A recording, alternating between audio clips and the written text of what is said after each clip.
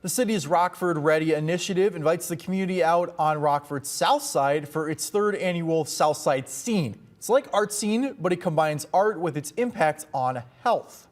This is hosted by Rockford's Health and Human Services Department through its Health Literacy Initiative, which is a campaign to help residents understand and use health information and services available to them. Organizers host this event as an opportunity for people to engage with others and learn more about health literacy so they can receive the highest quality care for their health outcomes. Health is critically important, and we understand that art actually can contribute to that. So people are able to utilize artistic outlets in a variety of ways, and that can help to relieve stress, and that's critically important in terms of health outcomes.